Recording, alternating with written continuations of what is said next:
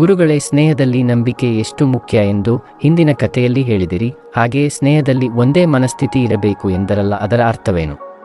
ಹೇಳುತ್ತೇನೆ. ಒಂದೇ ಮನಸ್ಥಿತಿ ಎಂದರೆ ಒಂದೇ ಗುಣಗಳು ಎಂದು ಅರ್ಥ. ಸ್ವಭಾವವು ಬೇರೆ ಬೇರೆ ಆಗಿದ್ದರು ಗುಣಗಳು ಒಂದೇ ಆಗಿದ್ದರೆ ಆ ಸ್ನೇಹವು ದೀರ್ಘಕಾಲ ಇರುತ್ತದೆ. ಇದಕ್ಕೆ ಒಂದು ಉದಾಹರಣೆಯೇ ಈ ಕತೆ.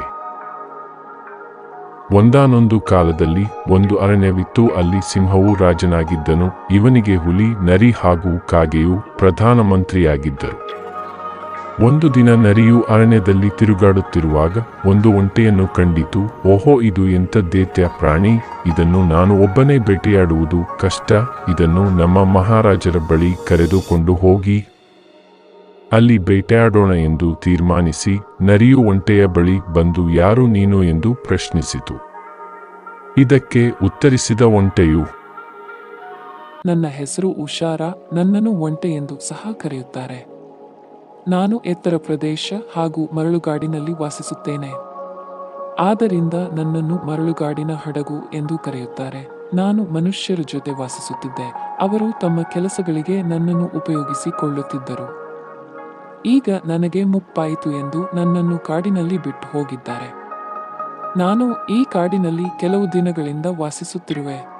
ಇದನ್ನೆಲ್ಲ ಕೇಳಿದ ನರಿಯು ಹೀಗೆ ಹೇಳಿತು, ನೀನು ಇಲ್ಲಿ ವಾಸಿಸಲು ನಮ್ಮ ಮಹಾರಾಜರ ಅನುಮತಿ ಪಡೆಯಬೇಕು. ಬಾ, ನಿನ್ನನ್ನು ಮಹಾರಾಜರ ಬಳಿ ಕರೆದೊಯ್ಯುತ್ತೇನೆ. ಅವರ ಬಳಿ ಅನುಮತಿ ಪಡೆಯುವಂತೆ.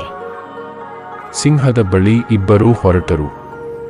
ಒಂಟೆಯು ಸಿಂಹದ ಬಳಿ ಬಂದು, ಮಹಾರಾಜ, ನನ್ನ ಹೆಸರು ಉಷಾರ. ನಾನು ಈ ಕಾಡಿನಲ್ಲಿ ವಾಸಿಸಲು ಅನುಮತಿ ನೀಡಿ. ಇದಕ್ಕೆ ಉತ್ತರಿಸಿದ ಸಿಂಹವು, ಆಗಬಹುದು. ನೀನು ಇನ್ನು ಮುಂದೆ ಈ ಕಾಡಿನಲ್ಲೇ ವಾಸಿಸು. ನಮ್ಮಿಂದ ನಿನಗೆ ಯಾವುದೇ ಅಪಾಯವಾಗುವುದಿಲ್ಲ. ನಿನ್ನ ಸ್ನೇಹ ಇನ್ನು ಮುಂದೆ ಹೀಗೆ ಇರಲಿದೆ ಎಂದು ಹೇಳಿತು. ಮುಂದೆ ಒಂಟೆಯು ಎಲ್ಲಾ ಪ್ರಾಣಿಗಳ ಜೊತೆ ಒಟ್ಟಿಗೆ ವಾಸಿಸಲು ಪ್ರಾರಂಭಿಸಿತು. ಸಿಂಹವು ಒಂದು ದಿನ ಎಲ್ಲಾ ಪ್ರಾಣಿಗಳನ್ನು ಕರೆದು ಹೀಗೆ ಹೇಳಿತು, ನನಗೆ ತುಂಬಾ ಆಯಾಸವಾಗುತ್ತಿದೆ. ನೀವುಗಳು ಹೋಗಿ ಬೇಟೆಯಾಡಿ ಆಹಾರವನ್ನು ತನ್ನಿ, ನಿಮಗೂ ಕೊಡುತ್ತೇನೆ ಎಂದು ಹೇಳಿತು. ಸಿಂಹದ ಆದೇಶವನ್ನು ಪಾಲಿಸಲು ಎಲ್ಲಾ ಪ್ರಾಣಿಗಳು ಆಹಾರವನ್ನು ತರಲು ಹೊರಟವು. ನರಿಯು ಒಂಟೆಯನ್ನು ಪಕ್ಕಕ್ಕೆ ಕರೆದುಕೊಂಡು ಹೋಗಿ ಹೀಗೆ ಹೇಳಿತು, ಮಹಾರಾಜರಿಗೆ ನಮ್ಮನ್ನು ಕಂಡರೆ ತುಂಬಾ ಪ್ರೀತಿ. ಹಸಿವಾದಾಗ ನಮ್ಮನ್ನು ತಿಂದು ಬಿಡಿ ಎಂದು ಎಷ್ಟೋ ಸಲ ಹೇಳಿದರು. ಅವರು ನಮ್ಮ ಮಾತು ಕೇಳುವುದೇ ಇಲ್ಲ ಎಂದು ಹೇಳಿ, ನಾವು ರಾಜನಿಗೆ ಆಹಾರ ತರುತ್ತೇವೆ, ನೀನು ಹೋಗು ಎಂದು ಒಂಟೆಯನ್ನು ಕಳುಹಿಸಿತು. ಒಂಟೆ ಹೋದ ನಂತರ ಕಾಗೆಯು, ಬಳಿಯಲ್ಲಿಯೇ ಬೇಟೆ ಇರಬೇಕಾದರೆ ನಾವು ಏಕೆ ಬೇರೆ ಕಡೆ ಹುಡುಕಬೇಕು? ಹೌದು, ನಾವೇಕೆ ಒಂಟೆಯನ್ನು ತಿನ್ನಬಾರದು? ನಿನ್ನ ಯೋಚನೆ ಏನೋ ಸರಿಯಾಗಿದೆ, ಆದರೆ ಮಹಾರಾಜನನ್ನು ಒಪ್ಪಿಸುವುದು ಹೇಗೆ? ಮಹಾರಾಜನನ್ನು ಒಪ್ಪಿಸುವ ಹೊಣೆ ನರಿಯದು. ಆಗಬಹುದು, ಮಹಾರಾಜನನ್ನು ನಾನು ಒಪ್ಪಿಸುತ್ತೇನೆ. ಇದಕ್ಕೆ ನರಿಯು ಒಪ್ಪಿ ಸಿಂಹವನ್ನು ಒಪ್ಪಿಸಲು ಹೊರಟವು. ನಂತರ ಸಿಂಹದ ಬಳಿ ಬಂದ ಪ್ರಾಣಿಗಳು, ಮಹಾರಾಜ ಕಾಡನ್ನೆಲ್ಲ ಹುಡುಕಿದರು, ಒಂದು ಪ್ರಾಣಿಯೂ ಸಿಗಲಿಲ್ಲ. ನೀವು ಏಕೆ ಒಂಟೆಯನ್ನು ತಿನ್ನಬಾರದು? ಅದು ಹೇಗೆ ಸಾಧ್ಯ? ಅವನು ನನ್ನ ಸ್ನೇಹಿತ ಅಲ್ಲದೆ ಅವನಿಗೆ ನನ್ನಿಂದ ಯಾವುದೇ ಅಪಾಯವಾಗುವುದಿಲ್ಲ ಎಂದು ಮಾತು ಕೊಟ್ಟಿದ್ದೇನೆ. ಮಹಾರಾಜ ಆತ ಸಾಧು ಪ್ರಾಣಿ, ಅವನಿಗೆ ಬೇಟೆ ಆಡಲು ಬರುವುದಿಲ್ಲ. ಅವನಿಂದ ನಮಗೆ ಏನು ಪ್ರಯೋಜನ? ನಿಮ್ಮಿಂದ ಅಪಾಯವಾಗುವುದಿಲ್ಲವೆಂದು ಮಾತು ಕೊಟ್ಟಿದ್ದೀರಿ, ಆದರೆ ನಾವು ಕೊಲ್ಲಬಹುದಲ್ಲವೇ? ನೀವು ಸುಮ್ಮನಿದ್ದು ಬಿಡಿ, ನಾವು ಕೊಲ್ಲುತ್ತೇವೆ. ಆಗಬಹುದು. ಅದೇ ಸಮಯದಲ್ಲಿ ಒಂಟೆಯು ಅಲ್ಲಿಗೆ ಬಂದಿತು. ಆಗ ನರಿಯು,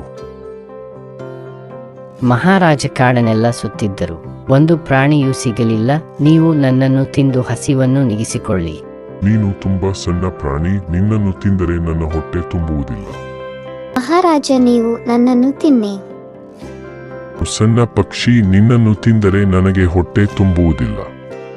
ಮಹಾರಾಜ, ನೀವು ನನ್ನನ್ನು ತಿಂದು ಬಿಡಿ. ನೀನು ತುಂಬಾ ಬಲಶಾಲಿ ಪ್ರಾಣಿ, ನಿನ್ನನ್ನು ಕೊಂದರೆ ಬೇಟೆ ಆಡುವವರು ಯಾರು? ಅದಕ್ಕೆ ನಿನ್ನನ್ನು ಕೊಲ್ಲುವುದಿಲ್ಲ. ಇದನ್ನೆಲ್ಲ ನೋಡುತ್ತಿದ್ದ ಒಂಟೆಗೆ ನರಿಯು ಹೇಳಿದ ಮಾತು ನೆನಪಾಗಿ, ಮಹಾರಾಜ, ನಾನು ದೈತ್ಯ ಪ್ರಾಣಿ, ನನ್ನನ್ನು ನೀವು ತಿಂದು ಹಸಿವನ್ನು ನೀಗಿಸಿಕೊಳ್ಳಿ. ಒಂಟೆಯು ಹೇಳಿದ ತಕ್ಷಣವೇ ಎಲ್ಲ ಪ್ರಾಣಿಗಳು ಒಂಟೆಯ ಮೇಲೆ ದಾಳಿ ಮಾಡಿ ಒಂಟೆಯನ್ನು ಕೊಂದು ಎಲ್ಲರೂ ಒಟ್ಟಿಗೆ ತಿಂದರು. ತಿಳಿಯಿತೆ, ಸ್ನೇಹವನ್ನು ಯಾರ ಜೊತೆಗೆ ಮಾಡಬೇಕೆಂದು. ಒಂಟೆಯ ಸ್ವಭಾವವೇ ಬೇರೆ, ನರಿ, ಕಾಗೆ, ಹುಲಿ ಮತ್ತು ಸಿಂಹಗಳ ಸ್ವಭಾವವೇ ಬೇರೆ. ಅದರಿಂದ ನಾವು ನಮಗೆ ಹೊಂದಾಣಿಕೆ ಆಗುವ ಗುಣ ಮತ್ತು ಮನಸ್ಥಿತಿ ಇರುವವರ ಜೊತೆ ಸ್ನೇಹ ಮಾಡಬೇಕು. ಇದೇ ಈ ಕಥೆಯ ಅರ್ಥ.